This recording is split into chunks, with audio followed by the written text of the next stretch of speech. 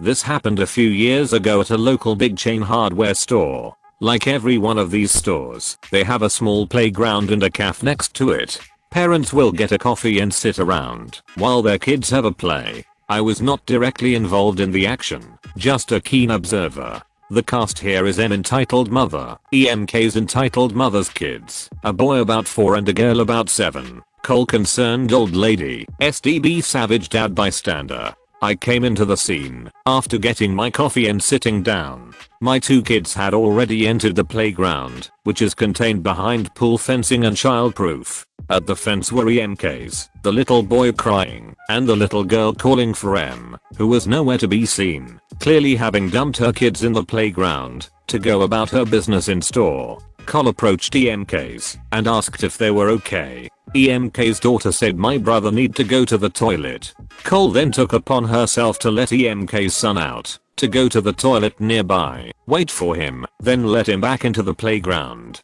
As he was being let into the playground, M waddled back into the scene in a huff, speaking rudely to her own kids. "What is going on? I told you to stay in here," giving poisonous stares to everyone around. The kid settled down and off she went again, despite some breathed but audible comments from other parents. By now, the 6 to 10 adults who witnessed this were glancing at one another incredulously, shaking heads and wondering at the audacity of some people. Peace for about 60 more seconds. EMK's little boy returns to the fence and starts crying again. Bystander parents start looking about to see if M can be seen.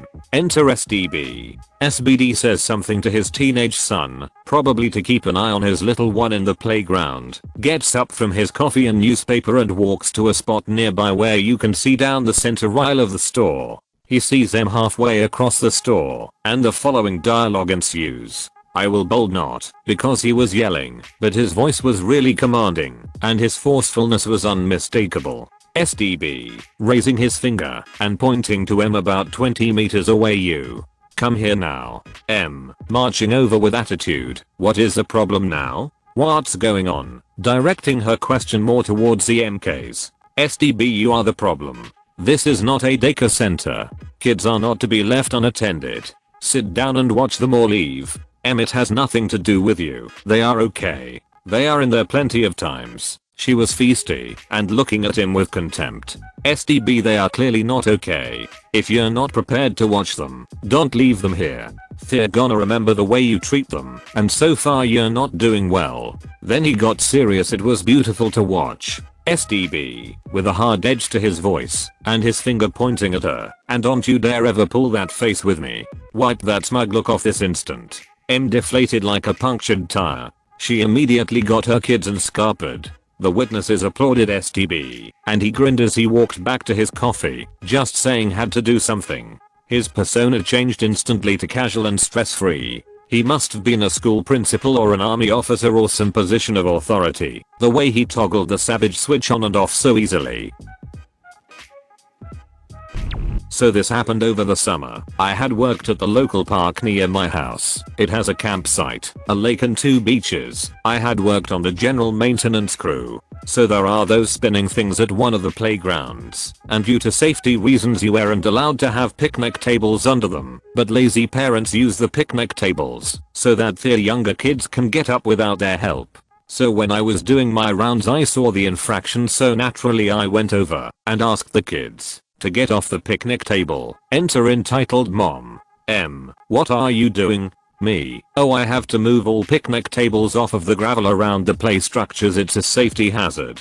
M, well, we are watching them so it's fine. Me, sorry miss, but rules are rules. At this point I had already pulled the picnic table out of the gravel and was about to leave. M, well, we are just gonna put it back when you leave. I had had a long day already, it was hot and sweaty, and I wasn't dealing with her BS, so I decided to hook up the picnic table to my vehicle and pulled it 150 yards away at least, and went on my merry way.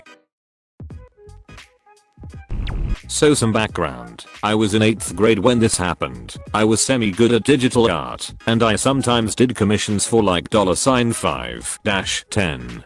Cast. M entitled mom. Jimmy entitled kid. Me take a goddamn guess. T teacher. F friend. so I was just drawing something in advisory, probably some sort of Percy Jackson x Nico D'Angelo fan art. F was sitting next to me, probably watching a meme. Then Jimmy came along. Jimmy, hi there. Do you do commissions? Me, yeah, sometimes. What do you want? Jimmy, could you please draw me some Kirito x Asuna hentai? Me, first of all, we're in 8th grade. Second of all, I don't draw that crap. And third of all, I don't even watch that anime. So I won't know what to do. Jimmy, but I would even pay you. Name your price. Me, dude, no means no.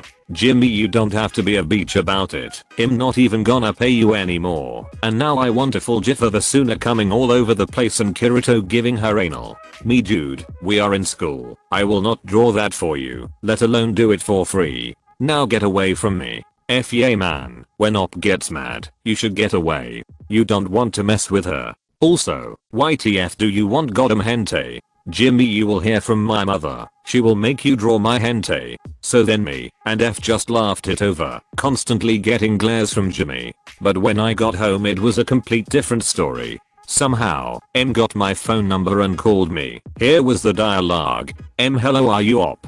Me, yes. What would you like? M, my son, Jimmy, said that you wouldn't do a commission for him. Me, yes, I didn't do a commission for him. He asked for an erotic artwork from me, which I don't do. M, yes, he told me what asked for. M, just asking. Since this is your job, you have to do this. Now I don't want to sue you, so I just want you to do the work for free, and we don't have to talk about this again. Me, no, and no, you will not sue me. I have no legal obligation to do this for you, and since I'm in 8th grade, this is not my job. I barely do commissions, because I have homework and other stuff to do. Unless you have something else to talk to me about, don't contact me again. M, you slut, I hope you burn in hell. I just want my son to be happy. Now do the work or else. I then hung up and blocked her number.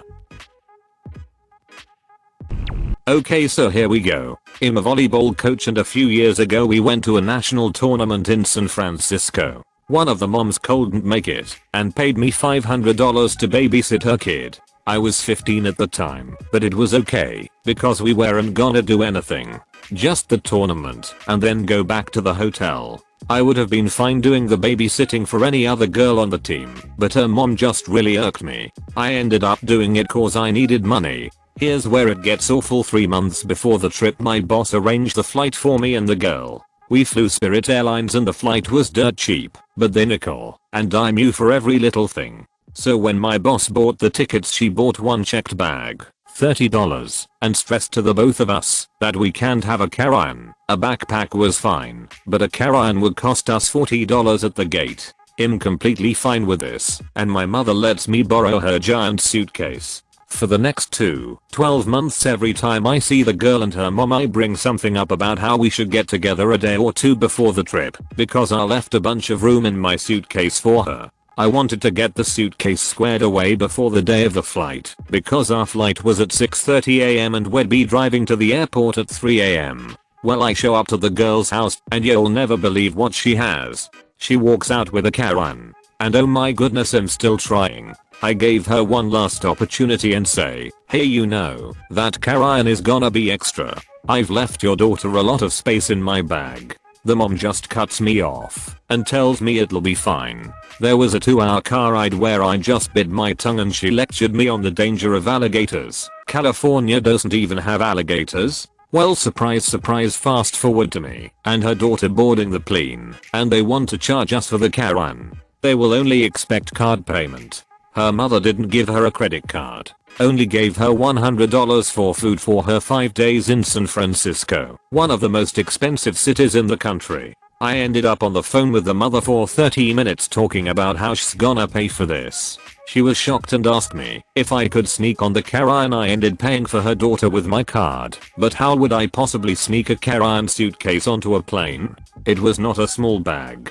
The total amount of money the mom owed me afterwards was $700 plus because her daughter couldn't afford things with cash and I needed to pay for her. What kind of example is that to be setting for her kid? This was my first time traveling alone, and I was already nervous to begin with. Ugsh's on my team again this year because her daughter is not insane, a great player and an overall sweetheart. I don't even know how she came from this woman. If she wasn't a spitting image of her, I would guess she was adopted. Thank you for watching. If you enjoyed this video, a like and a comment would mean a lot in YouTube's world. Share with us if you would have done things differently, and don't forget to support the original authors with an upvote. Links are in the description. Peace out, and catch you tomorrow.